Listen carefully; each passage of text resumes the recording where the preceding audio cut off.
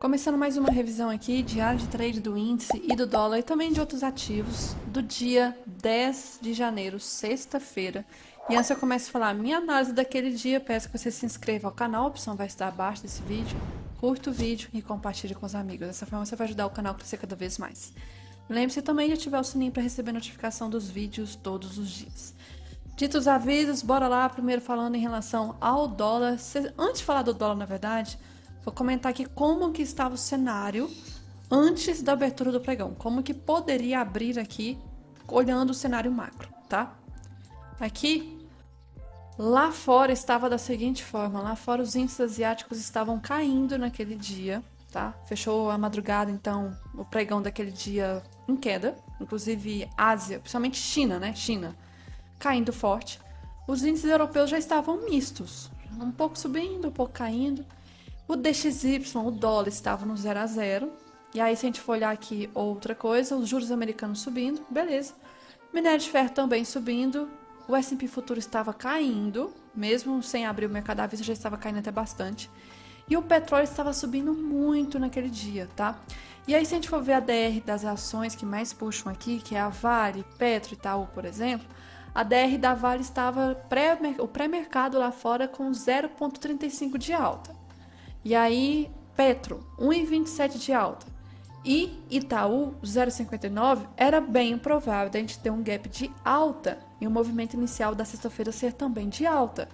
Apenas olhando essa questão aqui macro. E poderia, talvez, o dólar ser de queda, mas o que era talvez mais certo era o movimento do índice ser um gap de alta. O movimento estava bom aqui para abertura em relação, olhando as ações, né? E aí, deixa eu fechar aqui, vamos falar então da questão do dólar. Dólar na sexta-feira, troca de cor, dia de payroll. Deixa eu carregar aqui. A gente vê que teve, né, um movimento aqui, um espaço de tempo no renko que acaba impossibilitando de fazer operações. Mas, início do dia, bem nos primeiros minutos do dia, teve ruído. Ruído gerando aqui, ocasionando stop. Aqui teria estopado, aqui também, até que a compra às 9h13 da manhã teria andado aqui uns 24 pontos. E aí a venda não teria andado e a compra às 10h10 teria andado junto com a notícia. Mas detalhe importante, por volta de umas 10h05, 10h10 da manhã, parece que teve notícia privilegiada, porque a gente viu um movimento, um fluxo estranho, e não foi um fluxo constante, e foi o fluxo da direção que foi a notícia depois. Então, cerca de 20 minutos antes da notícia, parecia que teve notícia privilegiada. E aí a gente teve aqui a direção realmente da cor, acabou sendo a direção da notícia, né? Que foi esse movimento todo de alta. Mas no meio da notícia traz volatilidade. E aí aqui também, ainda era a volatilidade da notícia. E depois da notícia com o payroll, geralmente o mercado tende a ficar muito travado. Infelizmente. Ainda mais por ser sexta-feira, né? Toda vez que sai o payroll. E aí a gente teve mais um dia de notícia desse caso, que deixa o mercado com muito ruído, não dando oportunidade segura. Então, stop. Tava até comentando assim, não dá pra fazer nada, infelizmente, aqui. Depois de uma notícia dessa, azedou o mercado inteiro. E aí, renko não deu oportunidade. O gráfico de candles, mostrando aqui como que foi em relação à sexta-feira, a gente teve um cenário em relação ao macro primeiro, né? Puxando aqui. A gente tinha o dólar macro, deixa eu puxar, respeitando essa LT de baixo aqui, estava até bem longe dela, e tínhamos esse fundo extremamente importante, que é a região de 6,50, tá? E aí o que acontece? Na quinta-feira, o movimento de quinta que foi de baixa forte acabou testando a região do caixote e fechou na região do caixote.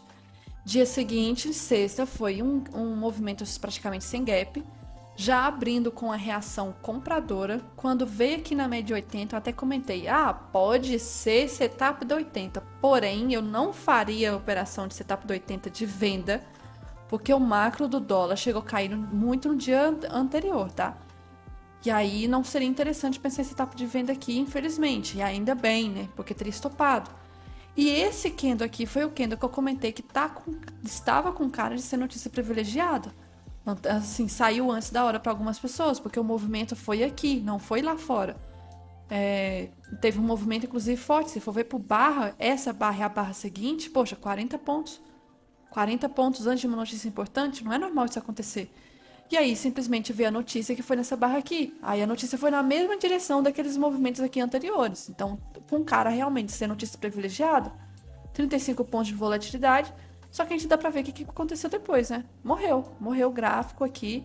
Morreu o movimento do dólar. Simplesmente tudo que aconteceu depois se formou dentro do range dessa barra aqui da notícia. O que não é, assim, estranho. É comum até demais acontecer isso. Dia de payroll, infelizmente, depois da notícia não ter muito o que fazer. Então, foi uma volatilidade até normal, nada para se apavorar. E aí, ressaltando o macro, infelizmente, o dólar volta para uma região de bloqueio de novo. E agora tem uma outra LT se formando, que eu acho que eu vou ter que deixar marcado aqui a depender da região. Deixa eu até ver aqui, que vale em relação para o dia de hoje, que já é segunda-feira. Hoje meio que tá tentando romper essa região, ó. Não vou deixar marcado não, vou ver no final do dia. Mas, caixote, sim. Nós já temos aqui uma região de caixote já configurado. Em torno da média 200 de novo, mercado sem tendência. Os R$ 6 aqui embaixo, que é um ponto importante, que toda a região de R$ 6 é forte, está travando como suporte.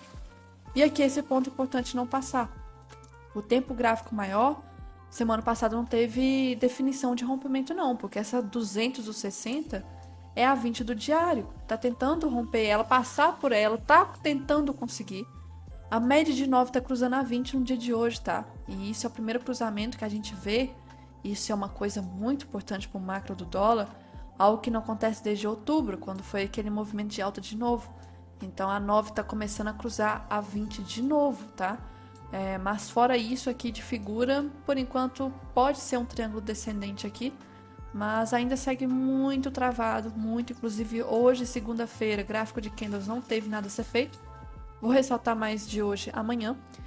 Mas falando em relação ao índice sexta-feira, e que a gente tinha aqui na sexta, antes, né, de formar a sexta-feira, nós tínhamos aqui no gráfico do diário, estava assim, quinta-feira fechou com um doji, esse doji positivo. E aí eu tinha comentado que, nossa, tava com cara de um pullback agressivo, estava preenchendo os critérios, só falta a sexta-feira fechar com candle negativo para baixo. Dito e feito, né? Acabou fechando com candle negativo para baixo. Graças a Deus, por enquanto, hoje segunda não rompeu a mínima de sexta. Mas, voltando para cá, gráfico de candles que a gente tem aqui em relação ao macro. Macro aqui, tínhamos um canal de baixa, que havia sido rompida aqui na semana anterior, só que aí a LT que tinha sido rompida, ela ainda está servindo como troca de polaridade. Além disso, mega região de suporte, forte. Tínhamos aqui também um ombro, cabeça, ombro, né? Infelizmente acabou aí confirmando na sexta, só que não deu continuidade à queda ainda. Esse fundo está muito forte e está com cara de fazer um retorno para cima. Outras coisas importantes para ressaltar: diário do Ibov esticado. Nós temos aí divergência de IFR. Divergência aqui de IFR. Nós estamos aí num cenário que é uma região de suporte aqui atrás importante.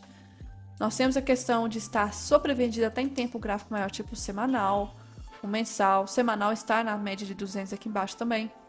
Várias semanas consecutivas de queda precisando de uma correção. Então, fatores muito e muito importantes.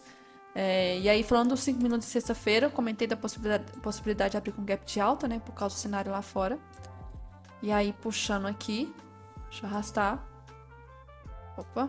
A gente realmente, né, teve um gapzinho de alta. Primeiro candle do dia já reagindo também com alta. Então, nós tivemos uma volatilidade de 460, mas já voltou com o BER 180. E aí o cenário aqui completamente ficou travado, não teve o que fazer aqui. E aproveitando para falar, que até esqueci de comentar, já vou aproveitar e já falar já agora. Troca de cor, Renko. Índice sexta-feira. Aqui em relação ao início do dia, movimento, cadê sexta? Movimento já foi de compra, não trocou de cor na alta. E aí quando trocou para queda, realmente foi bacana, bonito. 700 pontos, mas aí a compra foi stop, a venda, aí veio um BO, aí que foi a hora da notícia, aí começou os ruídos, né, o que torna aqui a situação do Renko bem complicado. Stop, até que a venda dá um pouquinho, compra também, venda um pouco, e já era final do dia. O 10R aqui, infelizmente, também início do dia não teve muito o que fazer, não.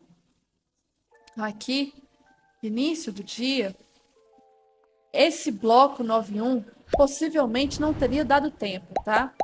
Então, o movimento foi muito rápido aqui, em 2 minutos esse movimento de alta, já caiu, faz o pullback. Esse pullback aqui, apesar que tinha risco retorno, eu tava comentando que não tava legal a força do movimento de baixa, tava muito rápido, muito rápido. Fechava um bloco, já fechava o outro, então tava muito volátil. O movimento aqui demorou para reagir, esse pullback, acabou caindo. Pullback extremamente inválido, né? Invadiu a média 20, voltou a cair. Esses outros pullbacks aqui já estavam em torno da VWAP Band. Então, não foi legal. Não foi legal o Renko aqui. Apenas confirmando que o cenário de candles também não estava. E aí, em relação aqui ao cenário de candles, a gente teve uma trava horrível no início do dia. Média sem tendência. E aí teve aquele movimento que parece, tem cara, tem cheiro podre de notícia privilegiada. Foi um movimento muito rápido do Neida, uma correção bem rápida também preenchendo esse fair value gap. E aí teve esse pullback. Ah, é pullback? Tá, mas antes da notícia, gráfico parado depois é muito fácil, um pullback agressivo também. Acabou indo, né? Essa foi a reação da notícia. Mas, lembrando o macro, nós não tínhamos a tendência de boa das médias aqui, as médias estavam sem tendência ainda.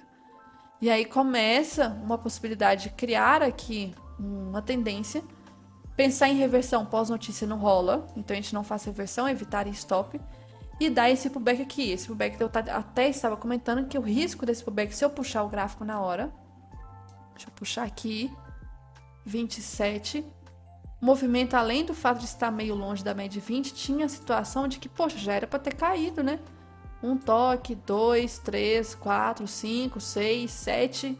Em espaço curto de tempo, vários toques, já era para ter caído.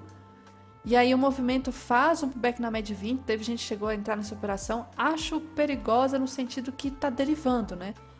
Tem uma deriva aqui. Ao mesmo tempo, até enxerga a possibilidade de ser um pullback lateral, mas, poxa, essa deriva é meio complicada. E aí acaba, no início, respeitando a deriva, nesse movimento, rompe a deriva, porque acabou pegando aqui um movimento, acho que era um movimento atrás, tinha esse fundo aqui para chegar, né? Tinha um gap aberto aqui para poder alcançar. E aí cai até de forma esticada, criando um mini fair value gap aqui, ó. Atenção para esse mini fair value gap. Outro ponto importante para ressaltar. Primeira pernada do dia, né? Se for marcar dessa região. Isso aqui travou muito porque era um 61. O 61 tende a travar. O movimento saiu da deriva. E isso aqui, o jeito como rompeu, pode ser um rompimento falso, uma exaustão da deriva. E aí, puxando para frente aqui o gráfico. A gente teve aqui outro cenário de pullback, mas sem gatilhos. Sem gatilhos, tá demorando para reagir. E aí quebra a média de 9, quebra a média de 20, perde força e começa a ficar lateral. Média 80 chega, não consegue reagir. Um cenário aqui, infelizmente, bem caótico.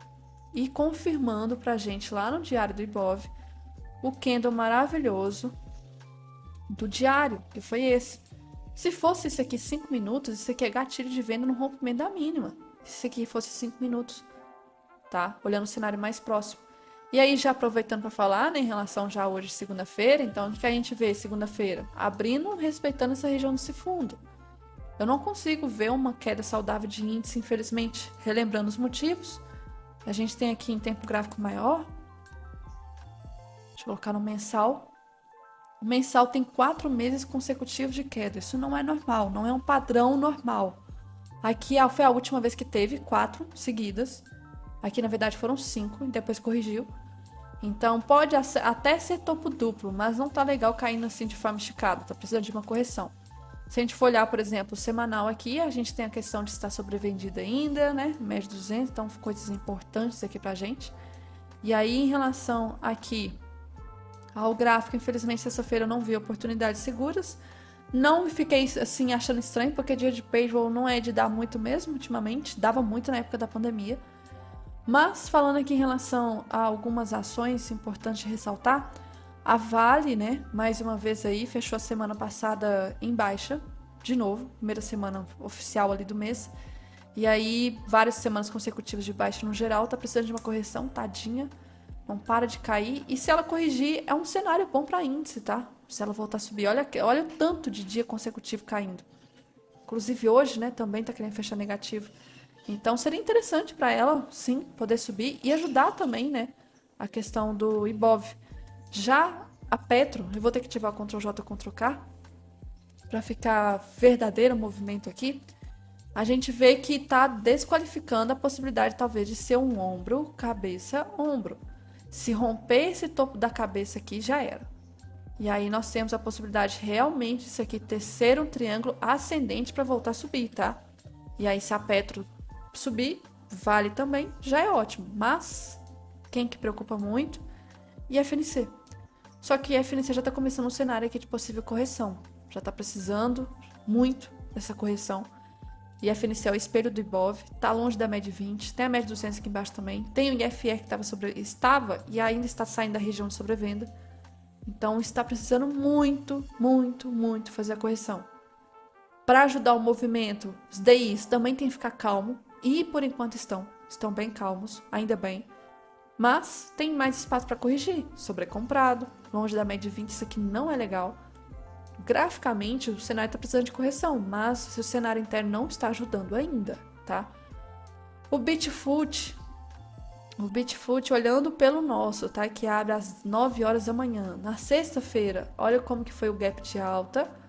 E o cenário depois, olhando pelas médias, aqui, deixa eu tirar. Olhando pelas médias, a gente não teve movimento seguro aqui de médias. Já o Nasdaq, olhando pelo nosso também, dia 10.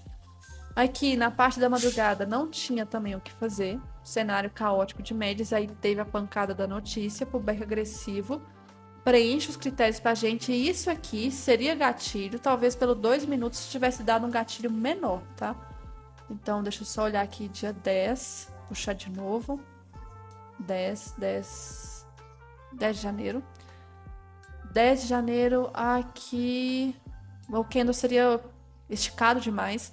Lembrando que no estudo que eu tô fazendo no canal de Keltner não é relevante, tá? Não é relevante para Nasdaq. Para facilitar a visão, prefiro até abrir por aqui, que aí fica mais fácil para vocês verem o Nasdaq na sexta-feira. Aqui, dia 10.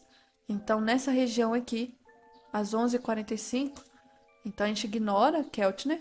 E aí a gente olha 11h45 naquele dia. 11h45. Infelizmente seria candle grande de todo jeito. Mas gatilho, tá? Gatilho, possibilidade sim de venda. Depois eu tenho que ajustar aqui a configuração do Black Hour para não ficar mudando as datas. Mas aqui, cadê? Depois, infelizmente, já não deu gatilho. E aí as médias ficaram sem tendência. Ouro, só por curiosidade também. Passando aqui, dando uma olhada na sexta-feira, dia 10. A gente teve até na parte da madrugada aqui um movimento meio tentando criar tendência, só que subindo em forma de deriva. E aí complica o cenário. Outra coisa importante de falar é a respeito disso aqui do Vlad, que eu tirei 2 prints específicos ontem, que é a respeito das ondas de Elliott no dólar. Também temos isso. Onda 1, 2, 3, 4, 5. Se isso aqui realmente for a quinta onda de Elliott, é o momento da exaustão do movimento, para começar uma fase de correção complexa ABC. E talvez uma agora pernada de baixa 1, 2, 3, 4, 5. Outra coisa interessante de ressaltar, que se for olhar entre os meses de janeiro dos últimos 10 anos e desde 94, mês de janeiro é um mês positivo.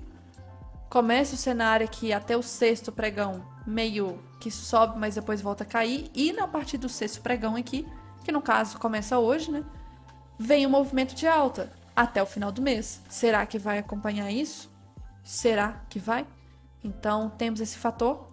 E uma outra coisa importante de ressaltar é da notícia de sexta, né? Qual que foi a situação? O payroll, ele não é sozinho, ele vem junto com taxa de desemprego e ganho médio por hora.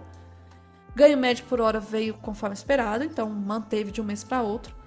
Taxa de desemprego diminuiu 0,1. Ah, mas é só 0,1. Mas nos Estados Unidos um valor desse é muita coisa.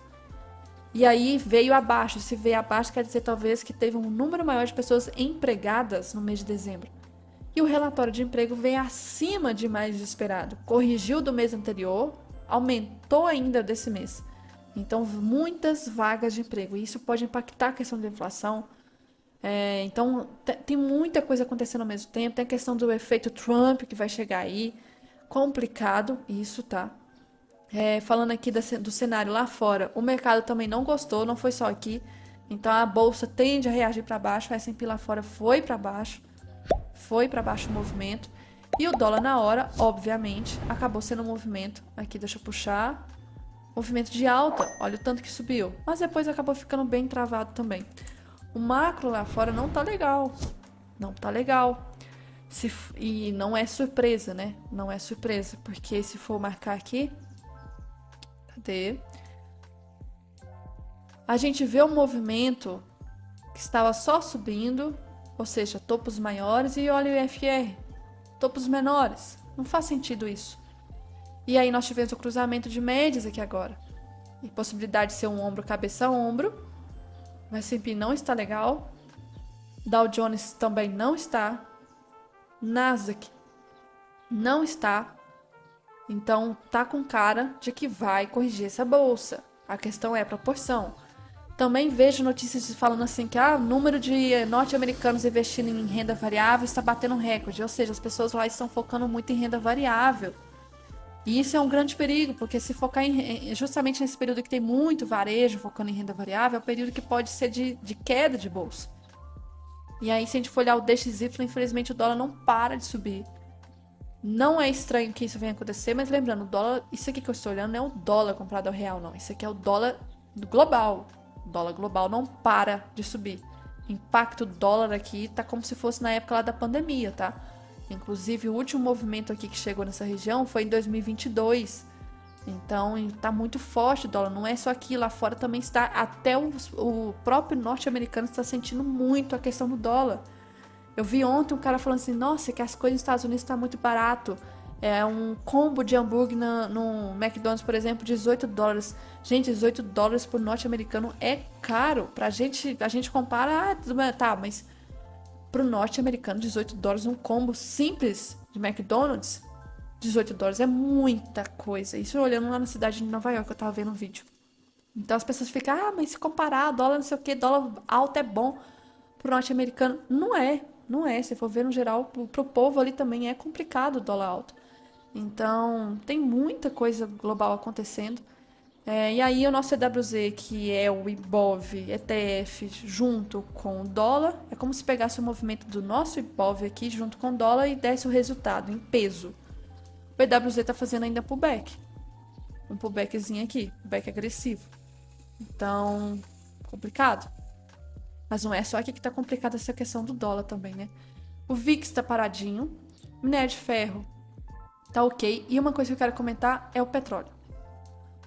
O petróleo está subindo, eu não sei ainda bem o motivo, assim, por trás, mas nós estamos em patamares antes de outubro. E a defasagem nos postos ali já está gritando. Defasagem de gasolina, defasagem de diesel.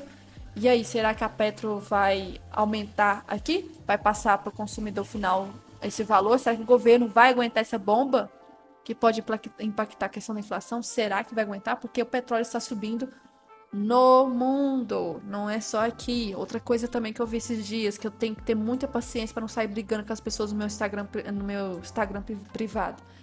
Uma pessoa postou uma manchete falando que o presidente prometeu não sei o que, café para todo mundo de graça, quase praticamente, e na verdade o café tá batendo recorde de preço.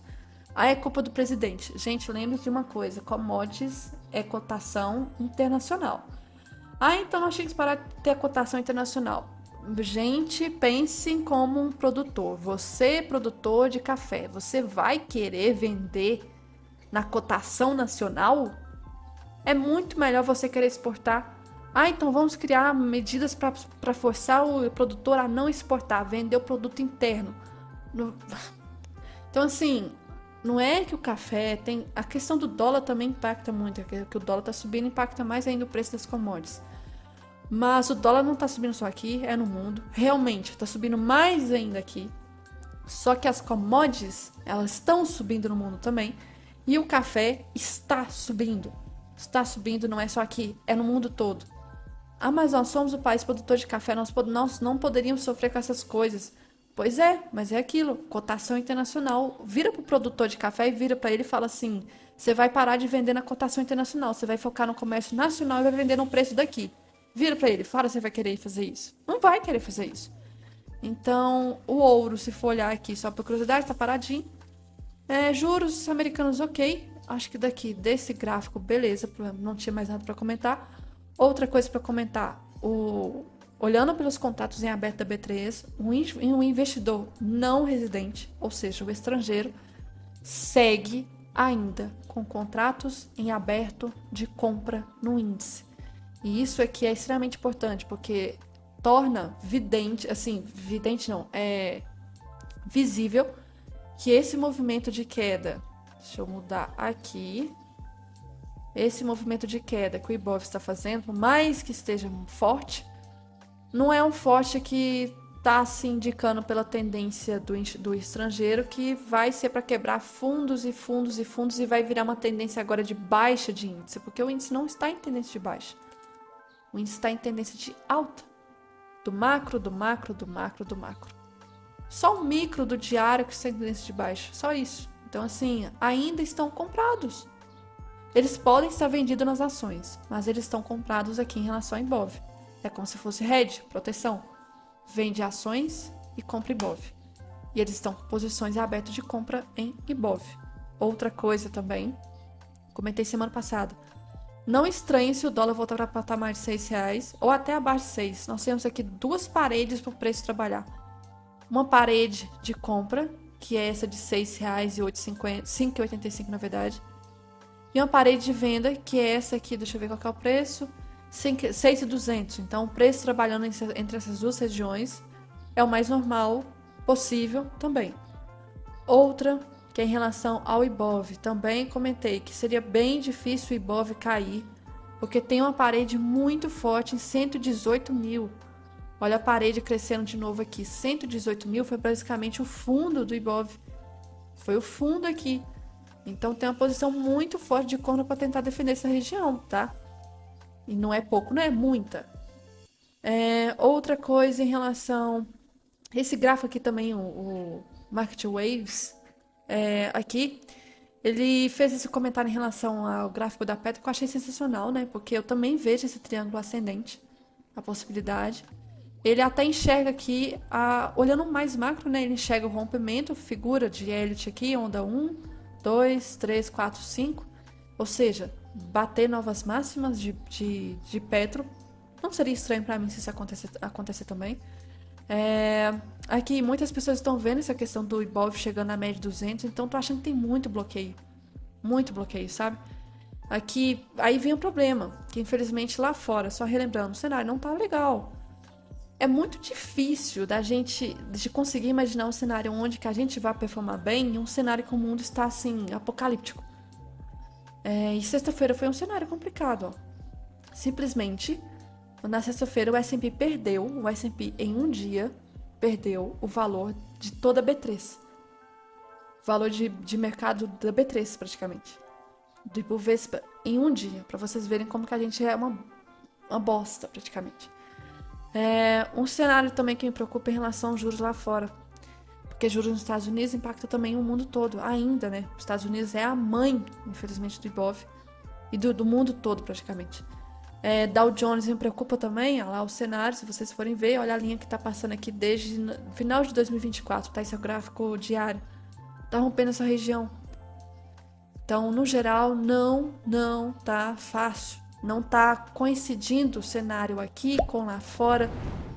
Lá fora tá um cenário para cair, né? Depois de um movimento de alta de semanas e meses, ano praticamente de 2024 subindo, tá na hora de começar uma correção. Só que a gente ficou o final de 2024 caindo. E a gente vai cair mais? Mesmo com sobrevenda? Mesmo com divergência? Será que nós vamos? E aí que vem a dúvida, né? Porque se for olhar gráfico, tá gritando por uma correção. É um fundo importante. Tá gritando por um movimento de alta. 4 semanas consecutivas de queda. Só que o cenário interno ainda não está ajudando. Não está ajudando, tá? Então, complicado aqui. Não está fácil.